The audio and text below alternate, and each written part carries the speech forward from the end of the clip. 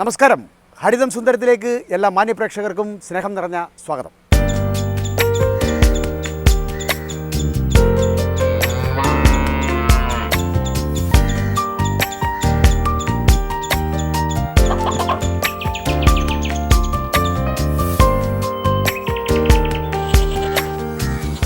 Chathannoor MES engineering കോളേജിൽ electronics ബിരുദം കഴിഞ്ഞ് പുറത്തിറങ്ങിയപ്പോൾ അജ്മി സുൽത്താന ഒന്ന് തീരുമാനിച്ചു. ഇനി എഞ്ചിനീയറിംഗ് രംഗത്തേക്കില്ല. അതൊരാശയമായിരുന്നു. വന്നത് ഭൂമിയിൽ വസന്തം തീർക്കുവാൻ.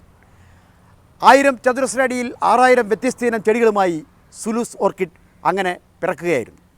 കൃത്യമായി പറഞ്ഞാൽ 5 വർഷം മുമ്പ്.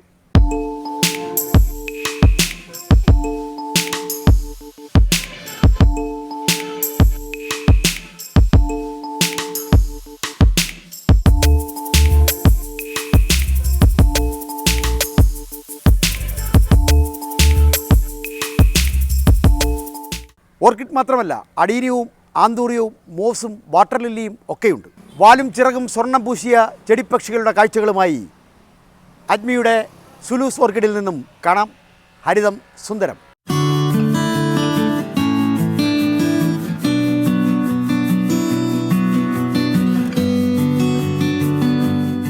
ഞങ്ങൾ നടന്നു വരുന്നത് അജ്മി സുൽത്താന എന്ന ഇലക്ട്രോണിക്സ് ബിരുദധാരണിയോടൊപ്പമാണ്. കൊല്ലത്ത് ചാത്തന്നൂർ MES കോളേജിൽ നിന്നും ഇലക്ട്രോണിക്സ് ബിരുദമെടുത്ത് വീട്ടിലെത്തിയപ്പോൾ അജ്മി സുൽത്താന ഒന്ന് തീരുമാനിച്ചു. തൻ്റെ നിയോഗം ചെടികൾക്കൊപ്പം വളരാനാണ്. കുഞ്ഞിലെ പ്രിയമായിരുന്ന ചെടികളെ ഒപ്പം കൂട്ടി സ്വയം ഒരു തൊഴിൽ കണ്ടെത്താൻ ഒരു എഞ്ചിനീയറിംഗ് വിദ്യാർത്ഥി അന്ന് തീരുമാനിച്ചത് ഒരത്ഭുതമായിരുന്നു.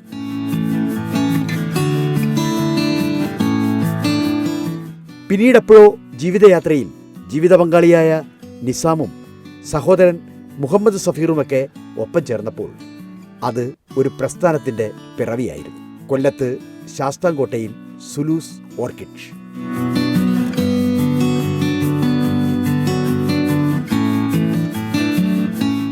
ഓർക്കിഡ് ചെടികളോടായിരുന്നു സുൽത്താനയ്ക്ക് എന്നും പ്രിയം. അതുകൊണ്ട് തന്നെ സ്ഥാപനത്തിൻ്റെ പേരിലും ഓർക്കിഡ് വേണം എന്ന നിർബന്ധമുണ്ടായിരുന്നു. നാട്ടിൽ നിന്നും മറുനാട്ടിൽ നിന്നും എത്തുന്നതുമായ ചെടികൾക്ക് പ്രത്യേക ഇടങ്ങൾ നൽകണം. അവയ്ക്ക് സുരക്ഷിതമായ ഇടം വേണം. വെയിൽ വേണ്ടവർക്ക് യഥേഷ്ടം വെയിൽ, തണൽ വേണ്ടവർക്ക് അങ്ങനെ, പാതി വെയിലും പാതി തണലും വേണ്ടവർക്ക് അങ്ങനെ. എല്ലാത്തിനും കൂടാരങ്ങൾ ഒരുങ്ങി. GI പൈപ്പിൽ ഉയർന്നു നിൽക്കുന്ന കൂടാരങ്ങളാണ് എങ്ങും. UV സ്റ്റെബിലൈസ്ഡ് പോളിത്തീൻ ഷീറ്റാണ് അതിൻ്റെ മേൽക്കൂര. തൊട്ടുതാഴെ കനത്ത വെയിലിനെ ഒന്നുകൂടി അരിച്ചിറക്കാൻ വേണ്ടി തണൽ വലകളുണ്ട്. ഒരു മഴമറയുടെ പ്രതീതിയേ ഉള്ളൂ ഓരോ ഹൗസിനും. എങ്കിലും ചെടികൾക്കാവശ്യമായ അന്തരീക്ഷ ഈർപ്പം എപ്പോഴും വേണം. അതിനായി കുറെ ഫോഗറുകൾ ഘടിപ്പിച്ചു. തൊട്ടുതാഴെ ജലമൊഴുകാൻ വേണ്ടി ചെറിയ തോടുകളുണ്ട്. ഒക്കെയും ചേരുമ്പോൾ അന്തരീക്ഷത്തിൽ ആവശ്യമായ തണുപ്പ് കിട്ടും. പൂച്ചെടികൾക്കും ഇലച്ചെടികൾക്കുമൊക്കെ വേണ്ടതും അതൊക്കെ തന്നെ. ഇതിനിടെ ഈ രംഗത്തെ ചില സഹായങ്ങളും അജ്മി തേടി. സംസ്ഥാന ഹോർട്ടിക്കൾച്ചർ മിഷന്റെ 1 ലക്ഷം രൂപ സഹായം കൂടി കിട്ടിയപ്പോഴേക്കും കൂടാരങ്ങൾ വിസ്തൃതമായി. ചെടികൾ കളം തിരിച്ചു വെക്കുവാൻ പോട്ടുകൾ വേണം. അവിടെ ഓർക്കിഡ് ട്രേകളിലാണ് അവ വിശ്രമിക്കുക. കുഞ്ഞു തൈകൾ മുതൽ വലിയ ചെടികൾ വരെ സുലൂസ് ഓർക്കിഡിലുണ്ട്. ഓട്ടോമേറ്റഡ് വാട്ടർ സിസ്റ്റമാണ് എല്ലായിടത്തുമുള്ളത്. ചെടിക്ക് ആവശ്യമായ വെള്ളം അപ്പോൾ തന്നെ എത്തിക്കുവാൻ ഈ വിദ്യ കൊണ്ട് കഴിയും. പുഷ്പിക്കുന്ന ഓർക്കിഡുകളൊക്കെ പലതും കടൽ കടന്നെത്തുന്നവയാണ്. തായ്ലൻഡിൽ നിന്നാണ് പലപ്പോഴും അവയെ എത്തിക്കുക. ചെടികൾ നേരിട്ടെത്തിയാൽ ഉടൻ തന്നെ നഴ്സറിയിലേക്ക് എത്തിക്കുന്ന പതിവില്ല. അവയ്ക്കായി ക്വാറന്റൈൻ റൂമുണ്ട്. 45 ദിവസത്തെ ക്വാറന്റൈൻ കഴിഞ്ഞ ശേഷമാണ് അവയെ പുറത്തെത്തിക്കുക. UV സ്റ്റെബിലൈസ്ഡ് പോളിത്തീൻ ഷീറ്റുകളാണ് ക്വാറന്റൈൻ റൂമിന്റെയും മേൽമറ. ആന്റി റൂമുകൾ ചേർന്നതാണ് ക്വാറന്റൈൻ ഷെഡ്. 45 ദിവസത്തെ ക്വാറന്റൈനിൽ ചെടികൾ ചില പ്രയോഗങ്ങൾ കൂടി ഏറ്റുവാങ്ങേണ്ടി വരും. കീടനാശിനികളും കുമിൾനാശിനികളും വെള്ളവും ഒക്കെ അക്കൂട്ടത്തിൽ ചേരും. കാർഷിക സർവകലാശാലയിലെ പ്ലാന്റ് പത്തോളജിസ്റ്റുകളുടെ സന്ദർശനമുണ്ട് ഇടയ്ക്കിടെ. അവർ കൂടി സാക്ഷ്യപത്രം നൽകിയാലേ ചെടികളെ പുറത്തിറക്കാൻ കഴിയും. പുഷ്പിക്കുന്ന ചെടികളും ഇലച്ചെടികളുമെല്ലാം കൃഷി അധിഷ്ഠിത വ്യവസായമാണ്. അതിൽ എല്ലാ കാലവും യൗവനം നിലനിർത്തുന്നത് ഓർക്കിഡുകളാണ്. സസ്യലോകത്തിലെ വന്യ ഇനങ്ങളാണ് ഓർക്കിഡുകൾ. ഓർക്കിഡേസിയെ കുടുംബം. വൈജാത്യങ്ങളുടെ ലോകമാണ് ഓർക്കിഡ് ലോകം. ഓർക്കിഡ് പുഷ്പങ്ങൾക്ക് പല ആകൃതികളുണ്ട്. ചിലർ ശലഭങ്ങളായി വരും, മറ്റു ചിലർ തവളകളായി വരും. ചിലർ ദേവിയായി വരും, ചിലർ ദേവനായി വരും. ചിലർ സാക്ഷാൽ യേശുക്രിസ്തു രൂപത്തിലും അവതരിക്കും. ആകൃതിയും ഘടനയും രൂപലാവണ്യവുമൊക്കെ ഇവരെ വ്യത്യസ്തരാക്കുന്നുണ്ട്. മില്ലിമീറ്ററിൽ വളരുന്നവർ മുതൽ മീറ്ററുകളോളം പൊക്കം വെക്കുന്നവർ ഏറെയുണ്ട്. അന്റാർട്ടിക്ക ഒഴിച്ച് ലോകത്തെ എല്ലാ ഭാഗത്തും ഓർക്കിഡുകളെ കാണാം. ഓർക്കിഡുകളുടെ വളർച്ചാ സ്വഭാവം അനുസരിച്ച് അവയെ പലതായി തരംതിരിച്ചിട്ടുണ്ട്. മണ്ണിൽ വളരുന്നവ ടെറസ്ട്രിയൽ, ഇനി പാറപ്പുറത്ത് വളരുന്നവർ ലിത്തോഫൈറ്റ്, ജീർണിച്ച വസ്തുക്കളിൽ വളരുന്നവരുണ്ട്, അവരെ സാപ്രോഫൈറ്റ് എന്നറിയപ്പെടും. മണ്ണിനടിയിൽ വളരുന്ന ഓർക്കിഡുകളുമുണ്ട് എന്ന് കേട്ടാൽ മൂക്കത്ത് വിരൽ വെക്കേണ്ട. സബ്ടെറേനിയൻ എന്നാണ് ഇവരെ അറിയപ്പെടുക.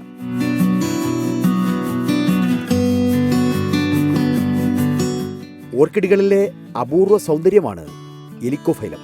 എലിക്കോഫൈലം അന്വേഷിച്ച് നടക്കുന്ന ഓർക്കിഡ് പ്രേമികൾ ധാരാളമുണ്ട് കേരളത്തിൽ. അവർക്കൊക്കെയും ഒരു കൂട്ടാണ് സുലൂസ് ഓർക്കിഡ്. രൂപവൈജാത്യം കൊണ്ട് ഏറെ വ്യത്യസ്തരാകുന്നുണ്ട് എലിക്കോഫൈലം. തെക്കേ അമേരിക്കയാണ് എലിക്കോഫൈലത്തിന്റെ സ്വദേശം. വനത്തിൽ വളരുന്ന എലിക്കോഫൈലം ഏറെ പ്രശസ്തമായത് അടുത്ത ആണ്ടുകളിലാണ്.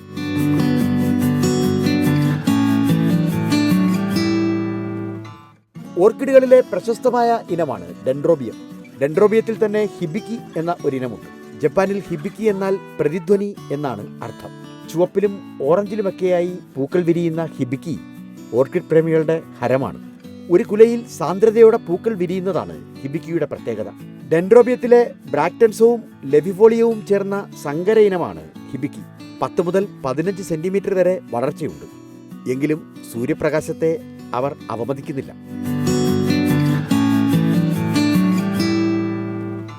ഡോൺമേരിയാണ് മറ്റൊരിനം. ഡോൺമേരിയും അപൂർവങ്ങളിൽ അപൂർവം തന്നെ. ഫലനോപ്സിസ് ഓർക്കിഡിനെ ആരും മറക്കാറില്ല. ഓർക്കിഡ് പ്രേമികൾ എന്നും നെഞ്ചോട് ചേർക്കുന്ന ഇനമാണ് ഫലനോപ്സിസ്. എന്നും എപ്പോഴും പൂക്കളുണ്ടായിരിക്കും എന്നതാണ് ഫലനോപ്സിസിന്റെ മേന്മ. വാൻഡേഷ്യസ് വിഭാഗത്തിലെ ഹൈബ്രിഡ് ഇനമാണ് ഫലനോപ്സിസ്. എല്ലാ വർണ്ണസങ്കലനങ്ങളിലും പൂക്കൾ വിരിഞ്ഞിറങ്ങും. പൂക്കൾ വാടാതെ അനേകകാലം നിൽക്കുമെന്നതിനാൽ ഫലനോപ്സിസ് എല്ലാവരുടെയും ഹരം തന്നെ. ഒരു പൂങ്കുല 6 മാസം വരെ വാടാതെ നിന്നാൽ അത് അത്ഭുതമാണ്. പോട്ട് പ്ലാന്റ് എന്നാണ് ഫലനോപ്സിസിനെ അറിയപ്പെടുന്നെങ്കിലും ചട്ടികളിലും ഒക്കെ വളരാൻ അവർ തയ്യാറാണ്. കടുത്ത സൂര്യപ്രകാശം നന്നല്ല, തണൽ വേണം. ചാമിങ് സ്നോയും ഓക്സ്ക്യൂനും ഗോൾഡ് സ്ട്രിപ്പുമൊക്കെ ഇവരിൽ പ്രശസ്തരാണ്.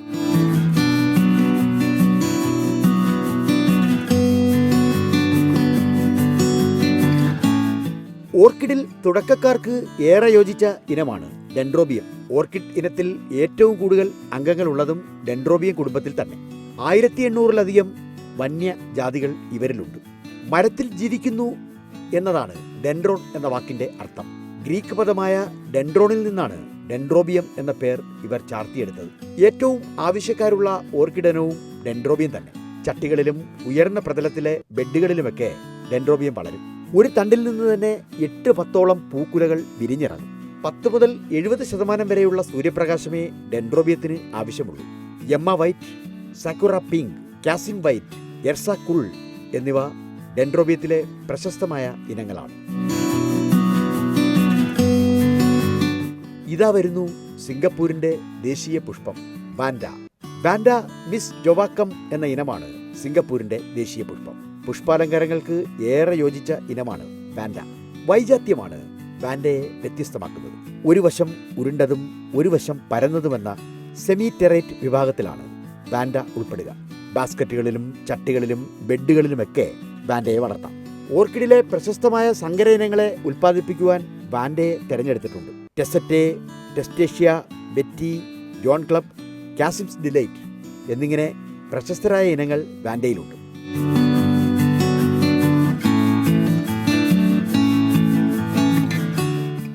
കേരളത്തിന് അല്ലെ രാജ്യത്തിന് തന്നെ ഒരു എഞ്ചിനീയർ, ഇലക്ട്രോണിക്സ് എഞ്ചിനീയറാണ് നഷ്ടപ്പെട്ടത് അഗ്നി കൃഷിയിലേക്ക് വന്നപ്പോൾ.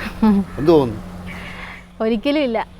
കാരണം ഈ ഒരു രംഗത്തേക്ക് വരിക എന്ന് പറയുന്നത് എല്ലാവർക്കും പറ്റുന്നൊരു കാര്യമല്ല. ഇപ്പം ശരിക്കും പറയുന്ന കേരളത്തിൽ ഇനി കല്ലെടുത്തെറിഞ്ഞാൽ തന്നെ ഒരു എഞ്ചിനീയറിൻ്റെ തലയിൽ പോയി വീഴുമെന്നാണ് പറയുന്നത്. അത്രത്തോളം എഞ്ചിനീയേഴ്സ് ഉണ്ട്. പക്ഷേ ഇങ്ങനെയുള്ള പാഷനേറ്റായിട്ട് ചെയ്യുന്ന ഒരു അഗ്രികൾച്ചർ ഫീൽഡിലോട്ട് ഇത് എപ്പോഴും ഒരു ഹോബി ആയിട്ട് ചെയ്യുന്നവർക്ക് മാത്രം ചെയ്യാൻ പറ്റുന്നൊരു ഫീൽഡാണ്. അതുകൊണ്ട് എനിക്കിതൊരു നഷ്ടമായിട്ട് തോന്നുന്നില്ല. എനിക്ക് ഏറ്റവും കൂടുതൽ ഇഷ്ടത്തോടു കൂടി കടന്നു വന്നൊരു ഫീൽഡാണ്. ഒരുപക്ഷെ അന്ന് എഞ്ചിനീയറിംഗിന് പോയായിരുന്നെങ്കിൽ ഇങ്ങനെ ഒരാളെ കിട്ടില്ലായിരുന്നു, അങ്ങനെ പറയുന്നത് ശരിയില്ലേ? അങ്ങനെ വേണമെങ്കിലും പറയാം. പക്ഷെ അന്ന് എനിക്ക് ഇഷ്ടമാണ്. ചെറുപ്പത്തിൽ മുതലേ എനിക്കിങ്ങനെ പ്ലാൻസ് ഒക്കെ ഇഷ്ടമാണ്. അപ്പോൾ അതുകൊണ്ട് തന്നെ നമ്മൾ എഞ്ചിനീയറിംഗിന് കഴിഞ്ഞപ്പോൾ തന്നെ ഞാൻ ഹസ്ബൻഡിനോട് എനിക്ക് കുറച്ച് പ്ലാൻസ് വാങ്ങിച്ചു തരുമോ, ഞാൻ കുറച്ച് വളർത്തട്ടെ എന്ന് ആദ്യം ഞാൻ പറഞ്ഞത്. അതിൽ നിന്നായിരുന്നു തുടങ്ങുന്നത്. ഓർക്കിഡിലേക്ക് ശ്രദ്ധ തിരികെയുള്ള കാരണം ഞങ്ങളുടെ വീട്ടിൽ ശരിക്കും സ്പേസ് ഭയങ്കര കുറവാണ്. അപ്പോൾ ഓർക്കിഡ് ആകുമ്പോൾ ഒരു ചെറിയ ഏരിയയിൽ ഒരുപാട് പ്ലാന്റ്സ് വെക്കാൻ പറ്റും. അതുകൊണ്ടാണ് ഓർക്കിഡ് ശരിക്കും സെലക്ട് ചെയ്തത്. പിന്നീട് ഈ ഓർക്കിഡ്സിൻ്റെ ഫ്ലവേഴ്സിന് ഓരോ രൂപസാദൃശ്യമുണ്ട് നമ്മളുടെ ഇപ്പോൾ ശലഭങ്ങളോട്, ജീസസ്, അങ്ങനെ ഓരോ സാധനങ്ങളോട്. അപ്പോൾ അത് നമുക്ക് ഭയങ്കര ഒരു വെറൈറ്റി ആയിട്ട് തോന്നി. പിന്നെ നമ്മുടെ കേരളത്തിലായാലും ഇന്ത്യയിലായാലും വളരെ റെയറായിട്ട് അന്നൊക്കെ വളർത്തുന്ന ഒരു പ്ലാന്റ് ആണ്. അപ്പോൾ ഒരു 10 വർഷത്തോളം ആയി ഇപ്പോൾ അത്. അപ്പോൾ അന്നങ്ങ് ഓർക്കിഡ്സ് അങ്ങനെ ഇല്ല. അപ്പോൾ റെയറായിട്ട് കണ്ടതുകൊണ്ട് എനിക്ക് എന്നാൽ റെയറൊക്കെ നമുക്ക് ചെയ്യാൻ നമുക്ക് ഇഷ്ടമായിരിക്കുമല്ലോ. അപ്പോൾ അങ്ങനെ ചെയ്തതാണ് ഓർക്കിഡ്. ഇത് പ്രധാനമായിട്ട് പല ചെടികളുടെയും ഒരു പ്രഭവ കേന്ദ്രം എന്ന് പറയുന്നത് തായ്ലൻഡൊക്കെയാണ്. അതെ അതെ. അത്തരം രാജ്യങ്ങളിൽ നിന്ന് ചെടികൾ വരുമ്പോൾ ശ്രദ്ധിക്കേണ്ട സംഗതികൾ എന്തൊക്കെയാണ്? നമ്മൾ ഇത് ക്വാറന്റൈൻ ചെയ്താണ് സാധാരണയായിട്ട് ഈ വിദേശത്തു നിന്ന് വരുന്ന പ്ലാന്റ്സിനെ എല്ലാം നമ്മൾ നോക്കുന്നത്. അതായത് ഈ വിദേശത്ത് വരുന്ന പല അസുഖങ്ങളും നമ്മളുടെ നാട്, ഇപ്പോൾ കൊറോണയൊക്കെ വന്നപ്പോൾ തന്നെ വിദേശത്തു നിന്നാണല്ലോ നമുക്ക് ഇങ്ങോട്ട് വന്നത്. അപ്പോൾ അതുപോലെ തന്നെ നമ്മുടെ ഇവിടുത്തെ വിളകൾ നശിപ്പിക്കാതിരിക്കാൻ വേണ്ടിയിട്ട്, ഈ അസുഖങ്ങൾ സ്പ്രെഡ് ചെയ്യാതിരിക്കാൻ വേണ്ടി നമ്മൾ ശ്രദ്ധിക്കണം. അപ്പം ഇത് വരുന്ന കൂട്ടത്തിൽ എന്തെങ്കിലും അസുഖങ്ങളൊക്കെ പ്ലാന്റ്സിനുണ്ടെങ്കിൽ അതിനെ ഒന്ന് പ്രതിരോധിക്കാൻ വേണ്ടി ഒരു 45 ദിവസം ക്വാറന്റൈൻ ചെയ്യുന്നുണ്ട്. അതിനുശേഷം മാത്രമേ നമ്മളിത് വിൽപ്പനയ്ക്കായിട്ട് എടുക്കത്തുള്ളൂ. അതിൻ്റെ ഒരു മേൽനോട്ടം ആരാ വഹിക്കുന്നത്? അത് പതോളജി ഡിപ്പാർട്ട്മെൻ്റ് ഒക്കെയാണ് വഹിക്കുന്നത്. അവർ അതെ അതെ അതെ. അവർ സർട്ടിഫൈ ചെയ്താൽ മാത്രമേ അജ്മിക്ക് ഇനി അത് വിൽക്കാൻ പറ്റൂ. അതെ അതെ, തീർച്ചയായിട്ടും. സിലൂസ് ഓർക്കിഡ് അന്വേഷിച്ച് വരുന്നവർ ഓർക്കിഡ് പ്രിയർ മാത്രമല്ല, മറ്റു ചില നല്ല ചെടികൾക്കും ആവശ്യക്കാർ ഇവിടെ എത്തുന്നുണ്ട്. അത്തരം ചെടികളിൽ ഒന്നാണ് എയർ പ്ലാന്റുകൾ. വെള്ളവും പോഷകവുമൊക്കെ വായുവിൽ നിന്ന് തന്നെ വലിച്ചെടുക്കുന്നവരാണ് എയർ പ്ലാന്റുകൾ. അതിൽ ഏറെ പ്രശസ്തമാണ് തിലാൻസിയ. ബ്രൊമേലീസിയ കുടുംബത്തിൽപ്പെട്ട ഇനമാണ് തിലാൻസിയ. വടക്കേ മെക്സിക്കോയാണ് തിലാൻസിയയുടെ ദേശം. ചെടികളുടെ ഇലകളിൽ തന്നെ പുറത്തുനിന്നും വെള്ളം ആഗിരണം ചെയ്യാനുള്ള മുകുളങ്ങളുണ്ട്. പ്രത്യേക കോശങ്ങൾ വഴി ഇവ വെള്ളം ആഗിരണം ചെയ്ത് ദിവസങ്ങളോളം സൂക്ഷിക്കും. വായുവിൽ നിന്ന് തന്നെ ധാതുലവണങ്ങൾ പിടിച്ചെടുക്കാനുള്ള കഴിവുണ്ട്. വായുവിനെ ശുദ്ധീകരിക്കും എന്നതുകൂടി അവരുടെ നേട്ടമാണ്. അതുകൊണ്ട് തന്നെ തിലാൻസിയയ്ക്ക് ധാരാളം ആരാധകരുണ്ട്.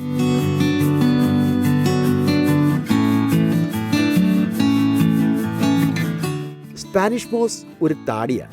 തിലാൻസിയ കുടുംബത്തിൽ തന്നെയാണ് സ്പാനിഷ് മോസിന്റെയും പിറവി. പറ്റിപ്പിടിച്ച് വളരുന്നവരാണ് മോസ്. അപൂർവമായി മാത്രം പുഷ്പിക്കുന്നവരാണ് സ്പാനിഷ് മോസ്. മെക്സിക്കോയും ബെർമുഡയുമൊക്കെയാണ് സ്പാനിഷ് മോസിന്റെ ഉറവിടം. സൂക്ഷിച്ചു നോക്കിയാൽ നേർത്ത കാണ്ഡം കാണാം. അതിസൂക്ഷ്മമായി നോക്കിയാൽ അതിൽ നേർത്ത ഇലകളും കാണാം. 6 മീറ്ററോളം തന്നെ താഴേക്ക് വളരുവാൻ ഇവർക്ക് കഴിയും. വിത്തിൽ നിന്നും കാണ്ഡത്തിൽ നിന്നുമൊക്കെ തന്നെ സ്പാനിഷ് മോസിനെ പ്രവർത്തനം നടത്താം. ഇവർക്ക് വേരുകളില്ല എന്നത് മറ്റൊരു അത്ഭുതമാണ്. 19-ാം നൂറ്റാണ്ടിൽ ഹവാലിയയിലെ പ്രസിഡന്റായിരുന്ന സാൻഫോർഡിന്റെ താടി അനുസ്മരിപ്പിക്കുന്നതാണ് സ്പാനിഷ് മോസിന്റെ രൂപം. വായു ശുദ്ധീകരിക്കുന്ന പ്രക്രിയ കൂടി Spanish MOS ഏറ്റെടുത്തിട്ടുണ്ട്.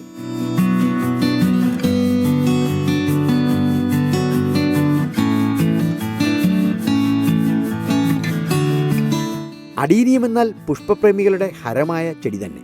ആഫ്രിക്കക്കാരാണ് adenium. Desert rose അഥവാ മരുഭൂമിയിലെ റോസാപുഷ്പം എന്നാണ് അഡീനിയത്തെ അറിയപ്പെടുക. അപ്പോസൈനേസിയെ കുടുംബം.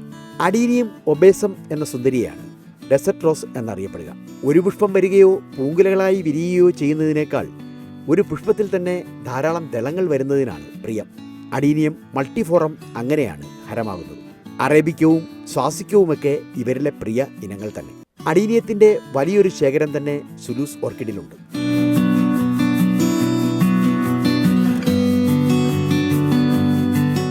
സ്വന്തമായി ഒരു ആവാസ വ്യവസ്ഥ സൃഷ്ടിക്കുവാൻ അപൂർവം ചെടികൾക്കേ കഴിവുള്ളൂ.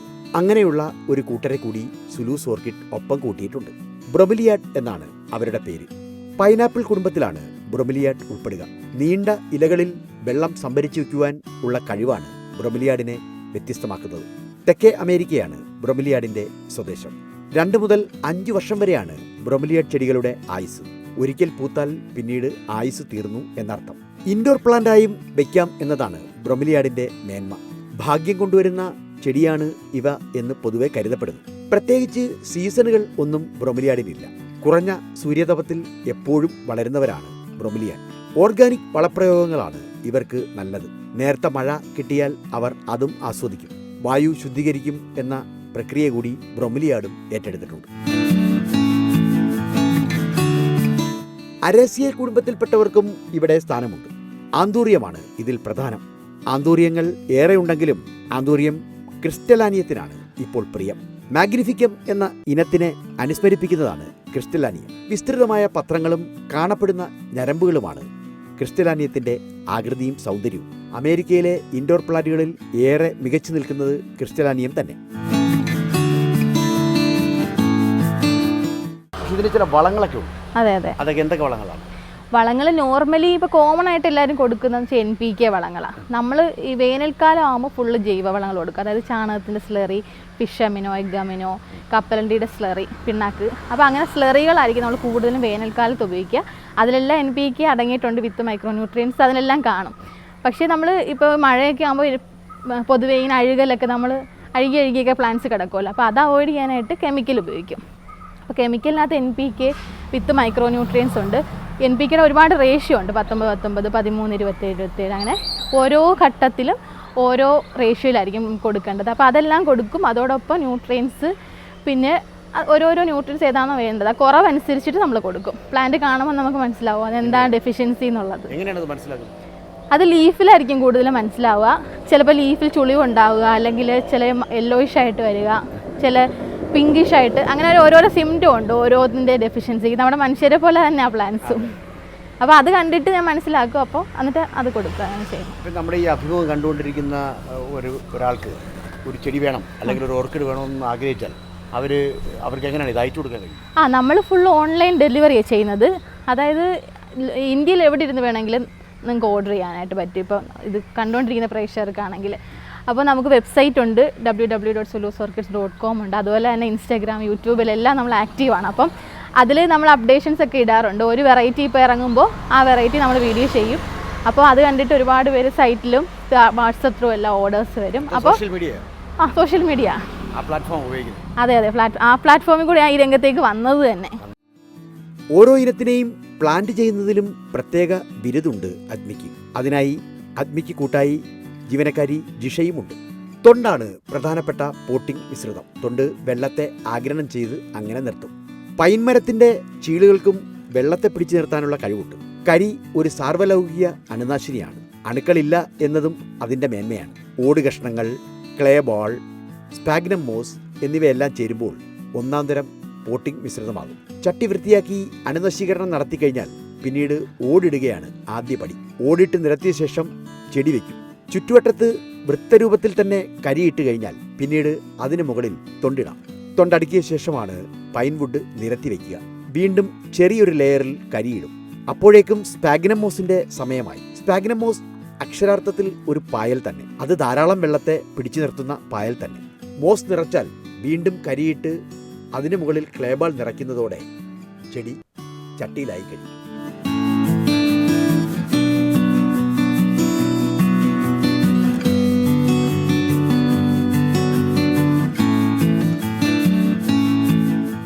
ദേശീയ ഗവേഷണ കേന്ദ്രമായ പാലോട് TBGRAയും ചില പരീക്ഷണങ്ങൾ സുലൂസ് ഓർക്കിഡിൽ നടത്തുന്നുണ്ട്. കടൽ കടന്നെത്തുന്ന ചില ചെടികളെ പ്രത്യേകം വളരാൻ ഇടം കൊടുത്ത് അവയിൽ നിരീക്ഷണം നടത്തും. ഇലച്ചെടികളും പൂച്ചെടികളും ധാരാളമായപ്പോഴേക്കും വ്യവസായം നല്ല രീതിയിൽ മുട്ടിട്ടു തുടങ്ങി. സോഷ്യൽ മീഡിയയാണ് പ്രധാന പ്ലാറ്റ്ഫോം. വാട്സപ്പും ഇൻസ്റ്റാഗ്രാമുമൊക്കെ അദ്മിക്ക് കൂട്ടായി. ബാർകോഡ് സിസ്റ്റത്തിലാണ് ചെടികൾ ലേബൽ ചെയ്തു വെക്കുക. ഏത് ചെടി എവിടെ ഇരിക്കുന്നു എന്നൊക്കെ വ്യക്തമായി അറിയാൻ ബാർകോഡ് സിസ്റ്റം ഉപകരിക്കും. കൊറിയർ സർവീസിലാണ് മിക്ക ചെടികളും യാത്രയാവുക. ന്യൂസ് പേപ്പർ ഉപയോഗിച്ച് പൊതിഞ്ഞ് കാർഡ്ബോർഡ് പെട്ടികളിൽ ആക്കി സെല്ലുലോസും മാസ്കിംഗ് ടേപ്പുമൊക്കെ പ്രയോഗിച്ചു കഴിഞ്ഞാൽ പാക്ക് റെഡിയായി. 1000 ചതുരശ്ര അടിയിൽ 6000-ഓളം ചെടികളുണ്ടെങ്കിലും ഓരോന്നിൻ്റെയും ഹൃദയതാളം സ്വന്തം കൈവെള്ള പോലെ ഹൃദിസ്ഥമാണ് അദ്മിക്ക്. ഭർത്താവ് നിസാമുമത്ത് ദിവസവും നഴ്സറിയിൽ എത്താറുണ്ട്. 5 മണിക്കൂറുള്ള അശ്രാന്ത പരിശ്രമം ഓരോ ദിവസവും നഴ്സറിക്ക് നൽകുന്നുണ്ട്. അതിന്റെ വിജയമാണ് ഇന്ന് സുലൂസ് ഓർക്കിഡിനെ കടലിനക്കരെ പോലും പ്രശസ്തമാക്കിയത്. അദ്മി ഹരിതം സുന്ദരത്തോട് പ്രതികരിച്ചു.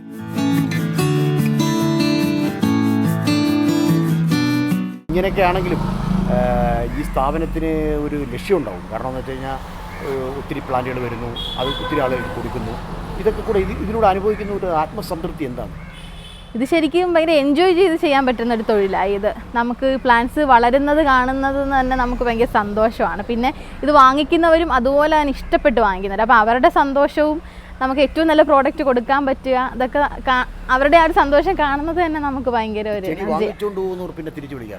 പിന്നെ വിളിക്കും, കെയറിങ്ങിനായിട്ട് വിളിക്കും. അപ്പോൾ പലർക്കും അറിയത്തില്ലായിരിക്കും ഇത് എങ്ങനെ ചെയ്യേണ്ടത്. അപ്പോൾ അതൊക്കെ വിളിച്ച് ചോദിക്കും. നമ്മൾ സ്റ്റാഫിനെയൊക്കെ അറേഞ്ച് ചെയ്തിട്ടുണ്ട്. പറ്റുമെങ്കിൽ ഞാൻ തന്നെ റിപ്ലൈകളൊക്കെ കൊടുക്കും, ഇല്ലെങ്കിൽ അവർ കൈകാര്യം ചെയ്യത്. ഇപ്പോൾ ഈ അജ്മി സുൽത്താനയുടെ ഈ ഒരു വിജയം കണ്ടിട്ട് കുറച്ച് വനിതകൾ ഇത് ഈ രംഗത്തേക്ക് വരാൻ തയ്യാറാവും. അങ്ങനെയാണെങ്കിൽ അവർക്ക് വേണ്ടതെല്ലാം പറഞ്ഞു കൊടുക്കും. പിന്നെ തീർച്ചയായിട്ടും ഇപ്പം തന്നെ ഇവിടെ നിൽക്കുന്ന കസ്റ്റമേഴ്സ് ആയാലും ഒക്കെ അതിനുവേണ്ടി വരുന്ന ഒരുപാട് പേരുണ്ട്. അപ്പം എനിക്കറിയാവുന്ന ഞാൻ നേരിട്ട് കുറേ പ്രോബ്ലംസ് ഉണ്ട് ഈ രംഗത്തേക്ക് വരാനായിട്ട്. കാരണം ഈ അഗ്രികൾച്ചറായിട്ട് എനിക്ക് ABCD അറിയത്തില്ലെന്ന് തന്നെ പറയാം. അപ്പോൾ അത് ഒത്തിരി പഠിക്കാനായിട്ട് ഒത്തിരി ബുദ്ധിമുട്ടി. അപ്പം ആ ബുദ്ധിമുട്ട് മറ്റുള്ളവർക്ക് ഉണ്ടാവണ്ടെന്ന് വിചാരിച്ചിട്ട് എല്ലാ കാര്യങ്ങളും പറഞ്ഞു കൊടുക്കും. നമ്മൾ യൂട്യൂബിലായാലും ഫുൾ കെയറിങ് വീഡിയോസാണ് ചെയ്യുന്നത്. അപ്പോൾ എന്തൊക്കെ നിങ്ങൾക്ക് അറിയണോ, ഒരാൾ തനിക്ക് ഉള്ള അറിവുകൾ മറ്റുള്ളവർക്ക് പകർന്നു കൊടുക്കുമ്പോഴാണ് നമുക്കൊരു വിജയം ഉണ്ടാവുക എന്നാണ് ഞാൻ വിശ്വസിക്കുന്നത്. അപ്പോൾ എനിക്കറിയാവുന്നതൊക്കെ ഞാൻ പറഞ്ഞു കൊടുക്കാറുണ്ട്. ഈ പുതുതായിട്ട് ഈ രംഗത്ത് വരുന്ന ഒരാൾക്ക് ഒരു ഉപദേശം കൊടുക്കണം. തീർച്ചയായിട്ടും ഉണ്ട്. ഇത് നമ്മൾ ഒരു ബിസിനസ് ആക്കാം എന്നുള്ള രീതിയിൽ പെട്ടെന്ന് ചാടിക്കയറി വന്നാൽ ഒരിക്കലും അവർക്ക് വിജയിക്കാൻ പറ്റത്തില്ല. ഇത് അത്രയും ഇഷ്ടത്തോടെ വന്നാൽ മാത്രമേ ഈ ഒരു രംഗത്ത് വിജയിക്കാൻ പറ്റത്തുള്ളൂ. അതെ, അത് വളരെ ആവശ്യമുള്ളൊരു കാര്യം. ഇപ്പോൾ കോവിഡ് സമയത്തായാലും ഒരുപാട് നഴ്സറികൾ പൊട്ടിമുളച്ചതൊക്കെ എല്ലാ ആൾക്കാർക്കും അറിയാവുന്ന കാര്യം. പക്ഷേ ഇഷ്ടത്തോടെ ചെയ്തവരൊരിക്കലും സ്റ്റോപ്പ് ചെയ്യത്തില്ല. അതിനെ എങ്ങനെ ഹൈ ലെവലിലോട്ട് കൊണ്ടുപോകാമെന്ന് എപ്പോഴും നോക്കത്തുള്ളൂ. ഇത്രയൊക്കെയായി. ഇനിയിപ്പോൾ അജ്മി സുൽത്താനയുടെ ഒരു സ്വപ്നം. ഇപ്പോൾ എൻ്റെ സ്വപ്നം എന്ന് പറഞ്ഞാൽ ഇന്ത്യയിൽ നമ്മൾ ഇങ്ങോട്ട് ഇമ്പോർട്ട് ചെയ്യുക ചെയ്യുന്നത് ഈ പ്ലാന്റ്സ്. ഇപ്പോൾ ഗ്ലോബൽ ലെവലിൽ ഇതിനെ എക്സ്പോർട്ട് ചെയ്യാൻ എന്തൊക്കെ വേണം എന്നുള്ളതിൻ്റെ ഒരു സ്റ്റഡിയാണ് ഞാൻ ചെയ്യുന്നത്. ആ രീതിയിൽ നമുക്ക് നല്ലൊരു എക്സ്പോർട്ടർ ആവുക എന്നുള്ളത് എൻ്റെ ഒരു ലക്ഷ്യമാണ്. നമുക്ക് ഇഷ്ടമുള്ളൊരു പ്രോഡക്റ്റ് ആകുമ്പം അതൊരു സന്തോഷമായിരിക്കുമല്ലോ.